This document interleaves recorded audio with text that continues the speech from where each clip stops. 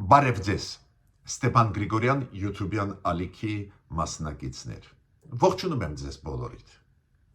Այսօր ապրիլի 3-ն է։ Մենք շարունակում ենք մեր աշխատանքը։ Ես այսօր ձեզ հետ կապնվեցի, ձեզ հետ խոսում եմ Եվրոպայից։ Եվրոպայի երկրներից մեկում եմ գտնվում հյուրանոցում։ Դուք գիտեք, որ պարբերաբար ինձ հրավիրում են տարբեր երկրներ, տարբեր խոշոր միջոցառումների, տարբեր պետությունների կառավարությունները, արտգործնախարարությունները ու այս միջոցառումները անչափ կարևոր են հասկանալու համար ինչ տենդենսներ են, ինչ զարգացումներ են, այս անգամ ինչ զարգացումներ են գնում Եվրոպայում, նաև այդ թվում հայ-ադրբեջանական կոնտեքստում, հայ-ադրբեջանական բանակցային կոնտեքստում, ուրեմն վերադառնալուց հետո Երևան 2 օրից պարզ է ես ձեզ տեղյակ կպայեմ ինչ էր եղել Եվրոպայում, որտեղ որ ես հիմա գտնվում եմ, ինչ տենդենսներ էին, ինչ ասեցինք մենք Հայաստանի փորձագետներս, ինչ լսեցինք ու այդ աշխատանքը դուք գիտեք նաև այդ թվում ես տանում եմ համբերատար նպատակաուղղված։ Այսօր ապրիլի 3-ին ինչի մասին մենք կխոսենք։ Պարզ է Դոնալդ Տրամփի քաղաքականության մասին Իրանի նկատմամբ, այլ երկրների նկատմամբ, բայց քանի որ հավանականությունը, որ Դոնալդ Տրամփը ուժ կկիրառի Իրանի դեմ ուղղված Իսրայելի հետ միասին, աճում է, այո, մենք պետք է ել ավելի ուշադիր լինենք եւ պետական ինստիտուտները եւ մեր հասարակությունը, մեր սփյուռքայությունը, քանի որ կասկած ես չունեմ, որ Ադրբեջանը դրա այդ պահից կօգտվի։ Ուրեմն դրա մասին մենք կխոսենք։ Ինչ է ուզում Միացյալ Նահանգները, հավանականությունը հարվածել Իրանին։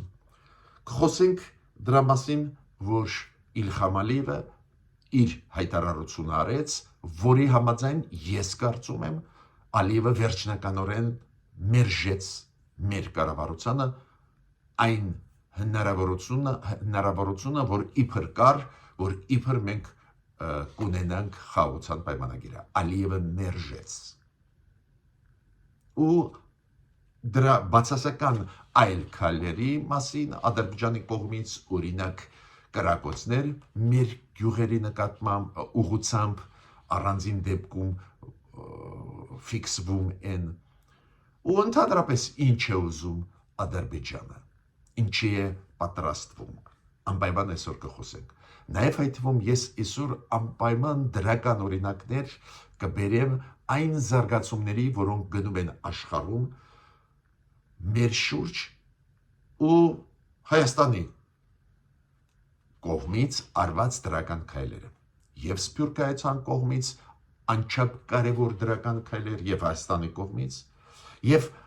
մեր բարեկամների քայլերը, որոնք անչափ կարևոր են ու կատարվում են աշխարհում, արվում են աշխարհում, որ մենք հասկանանք, որ մենք միայնակ չենք։ Ուրեմն, սկսում ենք մեր այսօրվա աշխատանքը։ Գիտեք, որ Դոնալդ Տրամփը բարդ քաղաքականություն է վարում։ Ինքը սկսեց աճ ու ցախ բարձրացնել մաքսատուրքերը տարբեր երկրների ապրանքների համար մտնող Միացյալ Նահանգներ, նաև այդ թվում ավտոմոբիլային ապրանքների, ավտոմոբիլների վրա։ Ու ինքը հասավ նաև Ճապոնիային։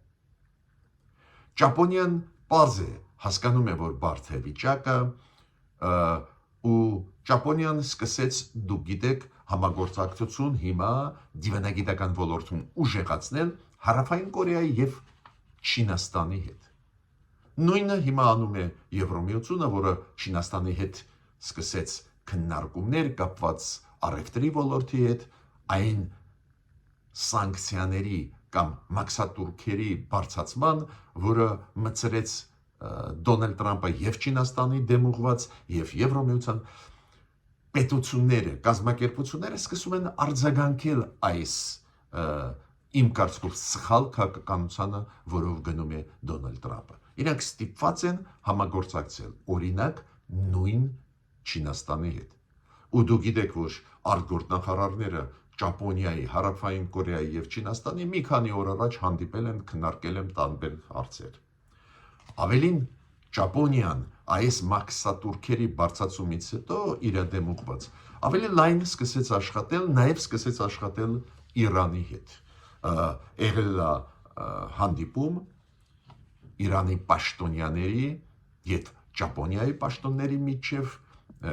քննարկել են տարբեր հարցեր, նաև մարդու իրավունքների ոլորտի հարցեր, նաև քննարկվել են հարցեր Ճապոնիա-իրանական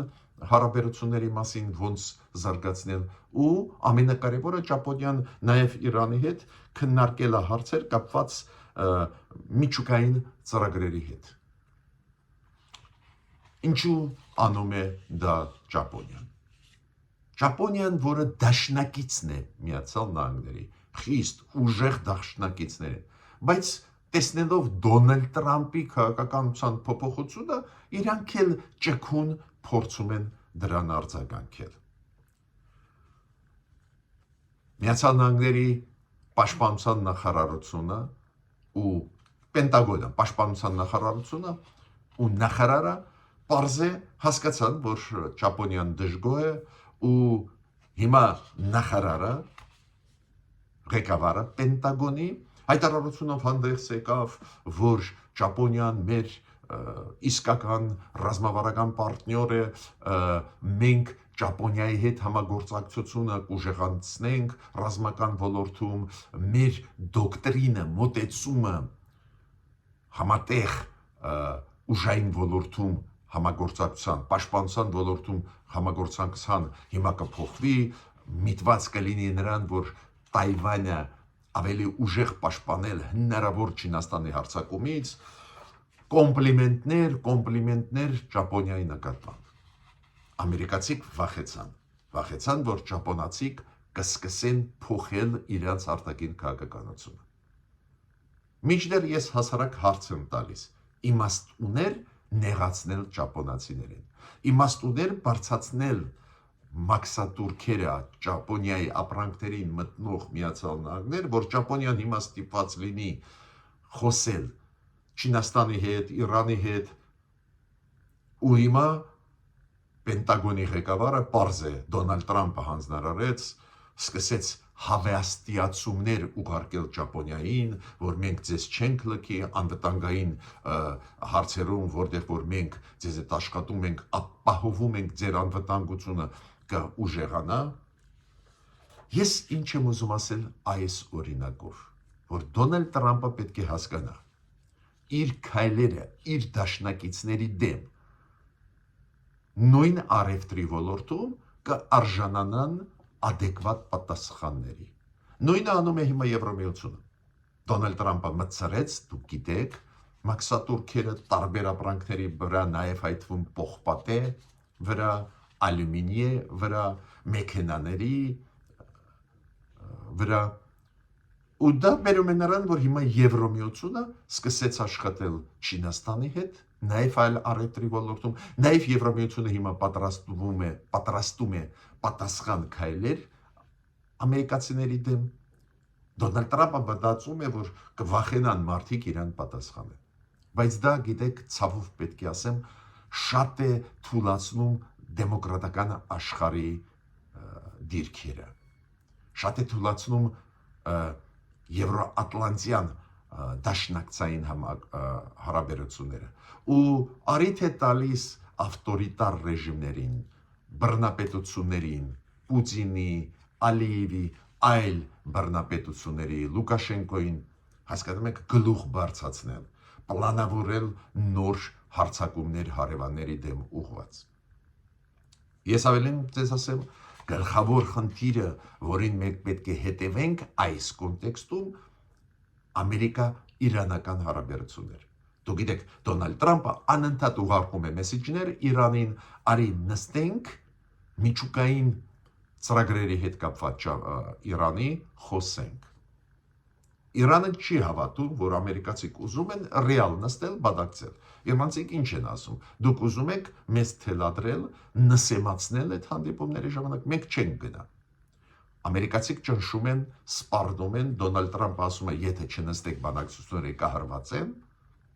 իրանցիք հիմա ասում են լավ, կնստենք, բանակցենք, բայց ոչ թե ուղղակիորեն, միջնորդավորված։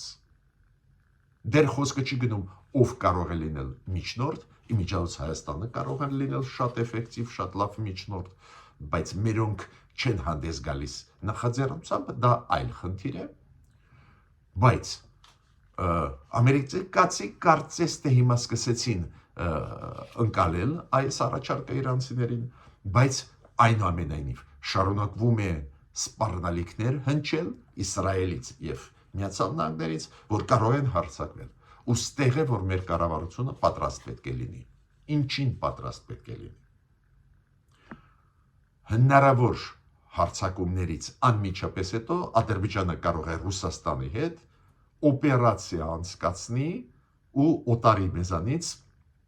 Սյունիքի ճանապարհները, այդպես կոչված Զանգեզուրի միջանցքը։ Այդտենց էլ Ալիևը անընդհատ դրա մասին խոսում է, անընդհատ մեզ մեղադրում է, որ իբր մենք ճանապարհներ չենք ուզում տալ, ու այս առիթից այդ խառնաշփոթ վիճակից կարող են օգտվել։ Իմացեք իշխանություններ։ Հիմա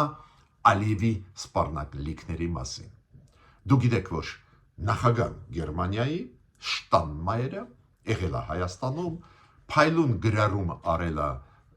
իր սոցիալական էջում, սոցցանցերում, իր էջերում, Լեռնային Ղարաբաղի դրոշը կախեց, գրառումներ արեց Արցախահայության մասին, շատ դրական, մեծ աղմուկ բարձրացրեց Բաքուն, պետք է սովորենք բարձրացնել աղմուկ, մենք էլ, երբ որ ոտնահարվում են մեր շահերը, մեր տեսանկյունից։ Հիմա Ադրբեջանի տեսանկյունից իր շահերը ոտնահարված էին, մեծ աղմուկ, պարզա Գերմանիայի նախագահան հանեց այդ իր գրառումը, բայց ցանկացած դեպքում արձագանքը մեծ էր աշխարհով մեկ, դրական մեզ համար, ու Շտայնմայերը հետո գնաց Բաքու Երևանից հետո, երեք գտնվում են Բաքվում։ Այ բանակցություններից հետո Ալիև Շտանմայեր Գերմանիայի նախագահի հետ, երբ որ պրես-կոնֆերանս կողմերը տվեցին, Ալիևը հստակ ասեց, որ մենք չենք ստորագրի խաղաղության պայմանագիրը, կստորագրենք մենակ մեկ դեպքում, եթե Հայաստանը էլի երկու պայման կատարի։ Ինք ասում է դա նախապայմաններ չեն, բայց ռեալ դնում է նոր երկու նախապայման։ Շատ հետաքրքիր քաղաքականություն է։ Ալիև ասում է մենք ոչ մի նախապայման չենք դնում, բայց դնում է երկու նոր նախապայմաններ։ Նորը չեն, բայց երկու նախապայմաններ։ Մեկը Հայաստանի սահմանադրության փոփոխությունը, որ պետք է փոխվի Հայաստանի սահմանադրությունը, դուք գիտեք, որ կետերը այն անկախության հռչակագրի հետ կապված, եւ երկրորդը, որ անպայման Հայաստանը պետք է ծրի, համաձայնվի, որ ծրվի ԵԱՀԿ-ի Մինսկի խումբը։ Նորից նախապայմաններ, հին, նորից նախապայմաններ, բայց հետաքրքիր է, որ Ալիևը ասում է, չէ, ոչ մի նախապայման չենք դնում, ոնց չենք դնում։ Միջ այդ իր ելույթում ինքը ասեց, որ մենք համաձայնեցրեցինք տեքստը խաղաղության պայմանագրի եւ մեր դիրքերը, դիրքորոշումները խաղաղության պայմանագրի հետ կապած Հայաստանի բավական մոտ են։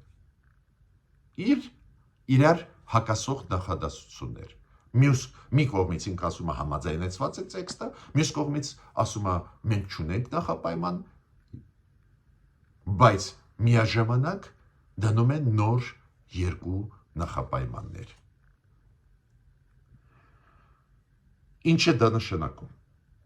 Դա նշանակում է ինքը խաղաղություն չի ուզում։ Պատրաստ չի այսօր ստորագրել։ Չգիտեմ վաղը կլինի պատրաստ ստորագրել թե ոչ։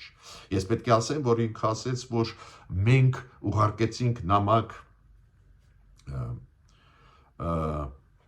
Հայաստանին դեր պատասխան չենք ստացել, գնդակը Հայաստանի դաշտում է, մեր պահանջները օրինական են, որն է օրինականը չի հասկացա, ինչ կապ ունի Ալիևը մեր սահմանադրության հետ, բայց միտքս ինչում է, միտքս նրանում է, որ պետք է մեր կառավարությունը իր քաղաքականության մեջ փոփոխություն մտցնի ու ոչ ոք չի ասում հրաժարվել խաղաղության օրակարգից, ոչ ոք չի ասում հրաժարվել խաղաղության պայմանագրի ստորագրումից, ոչ,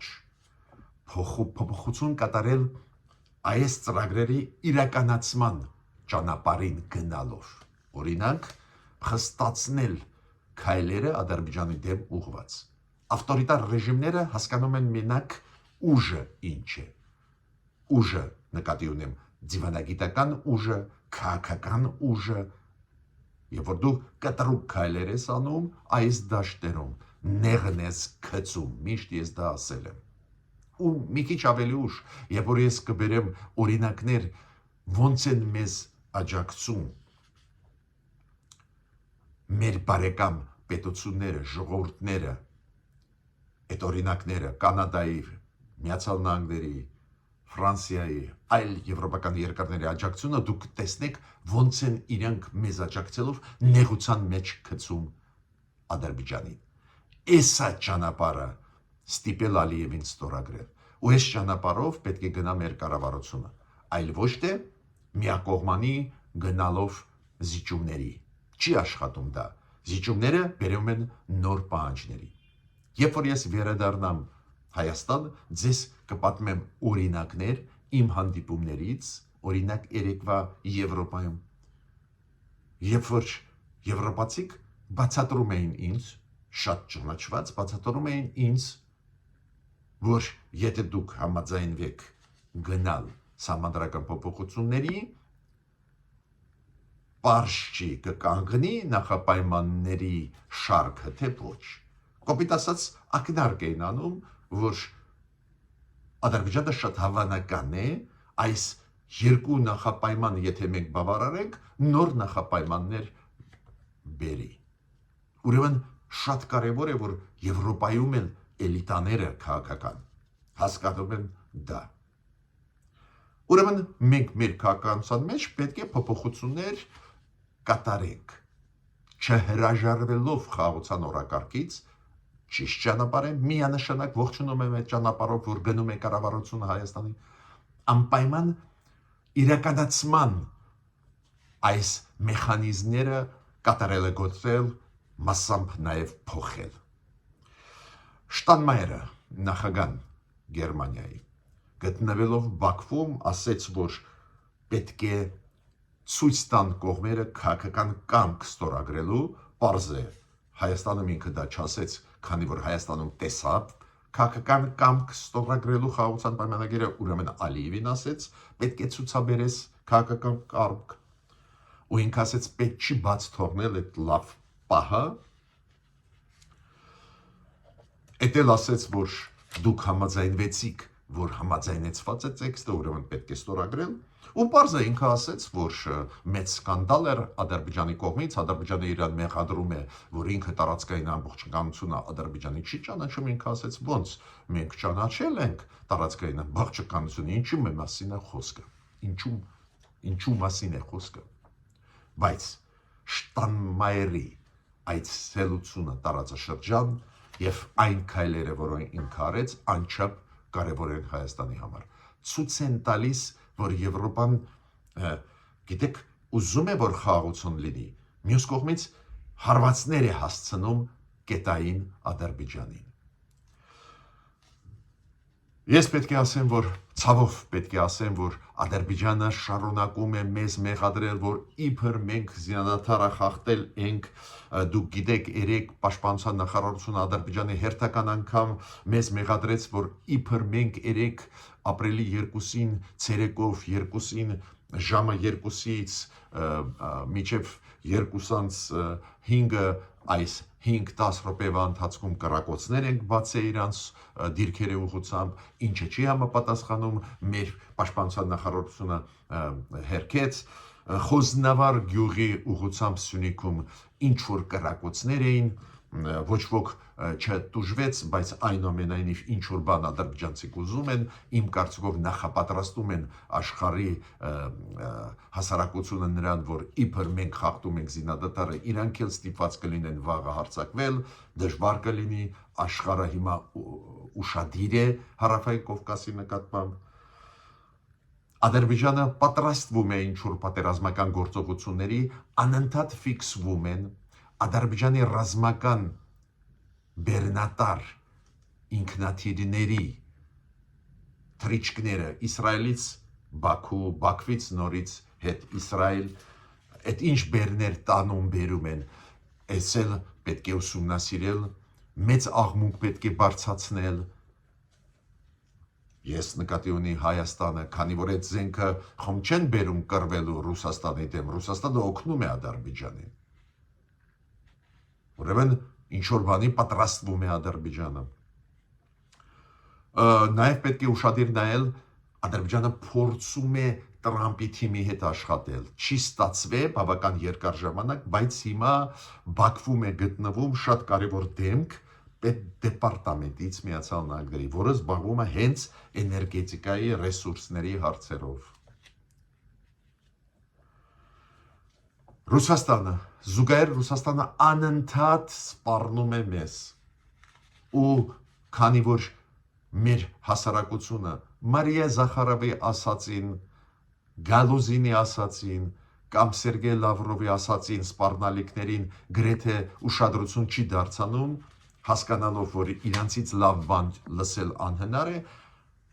հետո միացրեցին Օվերչուկին, փոխվարչապետին Ռուսաստանի, որ մեզ սպառնա, հիմա միացրեցին ինչ-որ դեսպան ռանգով մարդին արտգործնախարարությունից, ինքը ռանգով, այդ մարդը դեսպան է Ռուսաստանի արտգործնախարարությունին, ես նույնիսկ չեմ լսել, որ այս ձևի մարդ կա Ռուսաստանի արտգործնախարարություն, հիմա ինքը մեզ սպառնում է,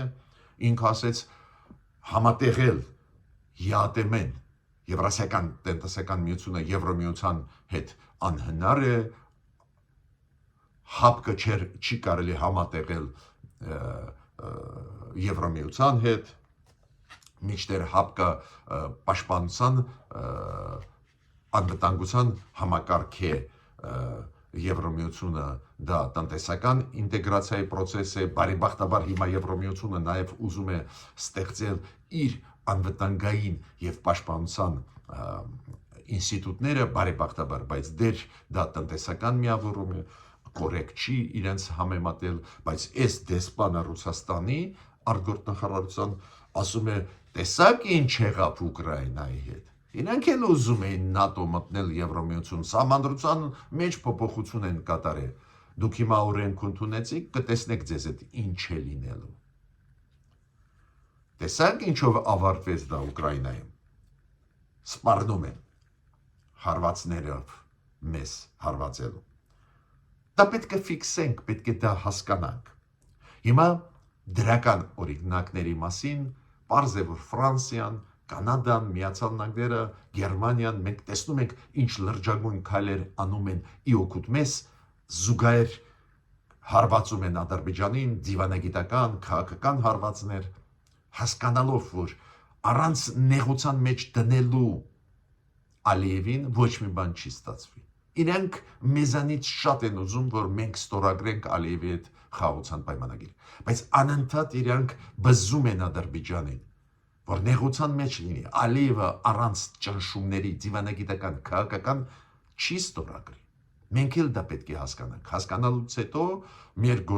գործելակերպը մի քիչ փոխելուց հետո շանսեն կբացվեն, բայց այսօր ոչ մի շանս չկա։ Հիմա դրական օրինակները։ Միջև անցնել դրական օրինակների, խնդրում եմ ձեզ բաժանորդագրվել, լայքել, տարածել մեր նյութերը, անչափ դա կարևոր է։ Ֆրանսիան։ Դուք գիտեք, որ ուղիղ 10 տարի առաջ Ֆրանսիան, որը ՄԱԿ-ի անվտանգության խորհրդի մշտական անդամ է, վետոյի իրավունք ունի, հանդես եկավ, գիտեք ինչ նախաձեռնությամբ, ուղիղ 10 տարի առաջ, որ երբ որ մասսայական հանցավոր կեցվածք ջարդեր են ինչ որ ազգերի նկատմամբ, մասսայական բռնություններ, մասսայական դաժան երևույթներ, որ մշտական անդամները անվտանգության խորհրդի ՄԱԿ-ի Ռուսաստանը, Ֆրանսիան, Միացյալ Նահանգները, Մեծ Բրիտանիան, Չինաստանը չօգտագործեն վետոյի իրավունքը, որ ՄԱԿ-ի անվտանգության խորհուրդը ավելի գործունյալ լինի, բացի դրանից Ֆրանսիան ասում է, երբ որ մասսայական ոչնչացում է գնում կամ մասսայական տեղահանում է գնում ժողովուրդների, անթույլատրելի է օգտագործել ու միակողմանի Ֆրանսիան լինելով մշտական անդամ ՄԱԿ-ի անվտանգության խորհրդի հրաժարվեց այդ իր իրավունքից։ Դա եղել է ուղիղ 10 տարի առաջ ու սկսեց այդ շարժումը։ Այդպես անել, որ բոլոր 5 անդամ ՄԱԿ-ի անդամ անվտանգության խորհրդի անդամ մշտական անդամները հրաժարվեն այդ իրավունքից։ 10 տարի անց Ֆրանսիան կարողացավ 107 կողմնակից պետություն ձեռք բերել ու Հայաստանը միացավ այդ պետությունների շարքին։ Ողջունում եմ մեր կառավարությունը, բայց դա Ֆրանսիայի քայլ էր։ Հայաստանն էլ միացավ այդ 107 երկրների, ովքեր աջակցում են Ֆրանսիային այս նախաձեռնության մեջ։ Ավելին, հիմա, քանի որ ապրիլ ամսին այս տարվա, հիմա ապրիլին Ֆրանսիան կլինի նախագահող երկիր ՄԱԿ-ի անվտանգության խորհրդի, Ֆրանսիան նորից ուզում է վերաթարմացնել իր նախաձեռնությունը։ Հայաստանը միացավ, ողջունում եք, ու Մեքսիկան, որը նաև անդամ է անվտանգության խորհրդի ՄԱԿ-ի, այդ հարցը կբարձրացնի նորից։ Բրիտանական պարլամենտում, դուք գիտեք, առանձին Բրիտանիայի պարլամենտի անդամները, նաև լորդի պալատի հանդես են գալիս նախաձեռնությամբ, որ Ադրբեջանը ազատ արձակի մեր գերիներին, մեր պատանդ վերցրած հայերին Բաքվում։ Հիմա հերթական Բրիտանիայի պարլամենտի անդամը Ջեսիկա Մորգենը բարձրացրեց այս հարցը։ Ինքը դիմեց կառավարության Մեծ Բրիտանիայի, որ այդ հարցով զբաղվի։ Ես ամբողջ տեքստը հիմա չեմ կարդում, պարզը ինքը գրում է դրա մասին, որ խոշտանգումներ են կիրառվում հայերի դեմ գտնվող Բաքվում, հոգեբանական ճնշում են գործադրում, անօրինական գործ է, դատարանները անկախ չեն եւ այլ, այդ չեմ կրկնի, բայց կարևոր դեմքեր են Բրիտանիայի պարլամենտի կամ լորդերի պալատի անդամները ու իրանց ուղերձները անչափ ուժեղ հարվածներ են հասցնում Ալիևի իմիջին։ Կոնգրեսականները, կոնգրեսում դուք գիտեք միշտ էլ պրո-հայկական աշխատանք, լոբիստական միշտ էլ եղել է եւ մեր ավանդական կուսակցությունների ստեղ աշխատանքն է եւ այլ ազդեցիկ կառույցների հայության, հայերի, սփյուռքահայերի Միացյալ Նահանգներում լրջագույն աշխատանք է տարվում, միայն շնորհակալություն ուզում եմ հայտնել այդ մեր կազմակերպություններին սփյուռքահայության Միացյալ Նահանգներում, անհատներին նաև, ու նայեք Միացյալ Նահանգների կոնգրեսի 4 պատգամավորներ՝ Դինա Տիտուսը, Գաս Բիլիրակիս, Դեվիդ Վալադաո, Տեդլյու, ինչ նախաձեռնությամբ հանդես եկան, որ Միացյալ Նահանգներում ֆինանսավորվեն ծրագրեր կապված հայոց ցեղասպանության հետ, որ դա մտնի այդ կրթական համակարգի մեջ Միացյալ Նահանգների, այդ մեծ ստեղ տեքստ է, ոնց պետք է դա արվի, ու հիմա իրանք նախաձեռնում են դա։ Նիդերլանդների դեսպանը Հայաստանում գտնվում է Սյունիքում։ Նիդերլանդներն էլ սկսեցին Ֆրանսիայից հետո, այլ երկրներից հետո կոնկրետ ծրագրեր իրականացնել Մեղրիում, Սյունիքում։ Հաշվի առնելով կարևորությունը Սյունիքի Հայաստանի համար, Հայաստանի ապագայի համար, Հայաստանի սուվերենության համար։ Աջակցել են տարբեր ծրագրերով։ Տեսակ մեր բարեկամները Միացյալ Նահանգներում, Մեծ Բրիտանիայում, Եվրոպայում, նաև հայտվում Գոլանդիայում ինչ քայլեր են անում։ Ես պետք է ասեմ, Կանադան միշտ առաջատար է ստեղ, նաև առաջատարներից է Կանադայի արտգործնախարարը Մելանի Ջոլին, ում հետ պատիվ ունեցել եմ հանդիպել նախանցած տարի Երևանում, հիշում եք, պատմել եմ այդ պատմությունը, շատ հետաքրքիր հանդիպում էր, այդ Մելանի Ջոլին հայտարարությունով հանդես եկավ։ Դուք գիտեք, ապրիլի սկզբին քառօրյա ապրիլյան պատերազմ, երբ որ Ադրբեջանը 2016 թվին ագրեսիա կատարեց Լեռնային Ղարաբաղի դեմ, զոհեր կային, ու ինքը գրառում արեց իր սոցիալ ցանցերում, հիշեցրեց այդ հանցագործության մասին Ադրբեջանի, ցավակցություն հայտնեց զոհվածների ընտանիքին, հարազատներին ու ասեց, որ առանց բանակցությունների, առանց դիվանագիտության կայուն խաղաղության հասնել անհնար է, առանց հարգելու միջազգային խաղի կանոնների, ինչի եմ ես նշում։ Տեսակ, մեր բարեկամները այս երկրներում անընդհատ նեղության մեջ են դնում Ադրբեջանը։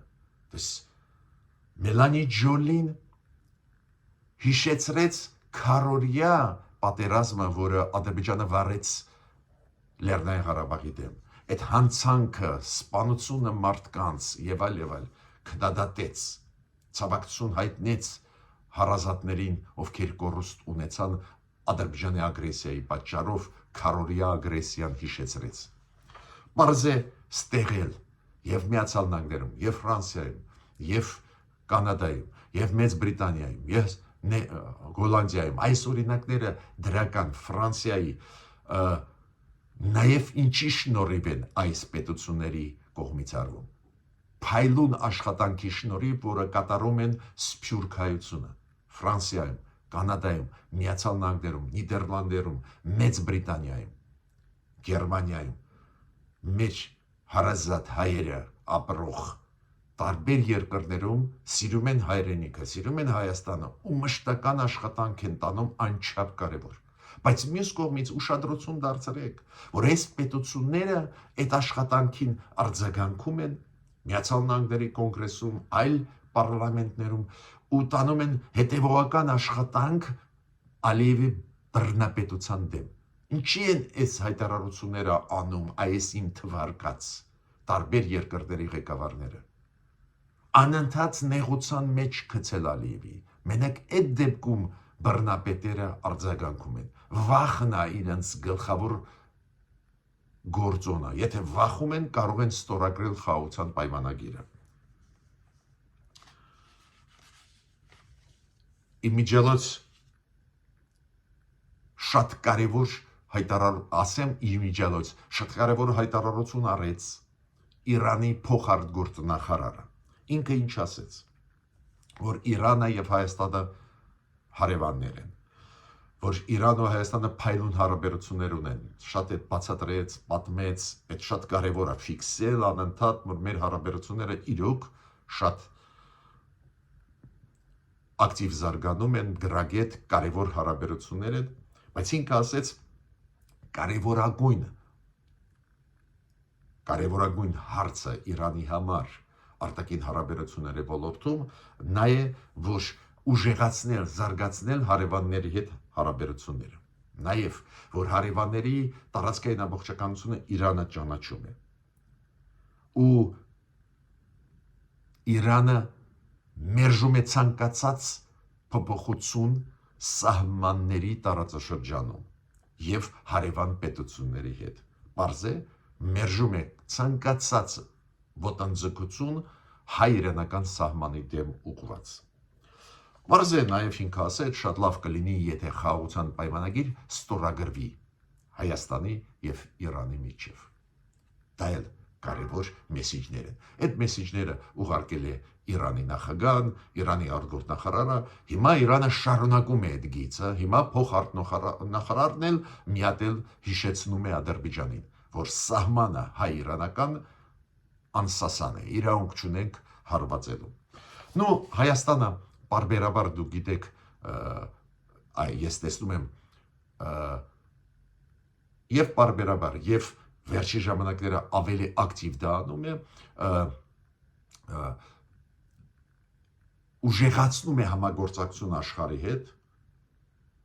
տարբեր երկրների պատվիրակությունները գտնվում են Հայաստանում, օրինակ մի քանի օր առաջ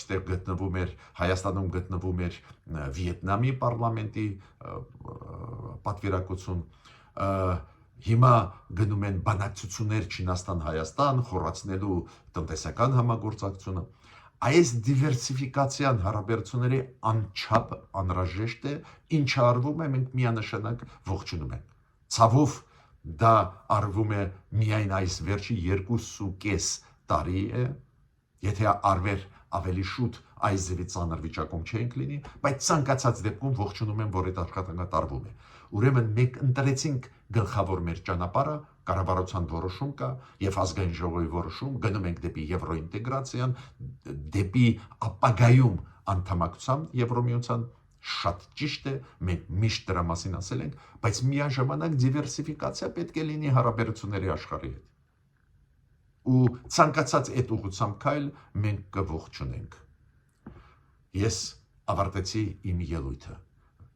Խնդրում եմ բաժանորդագրվել, կիսվել, լայքել, ակտիվ աշխատենք, այդ աշխատանքը անչափ կարևոր է մեզ բոլորիս համար։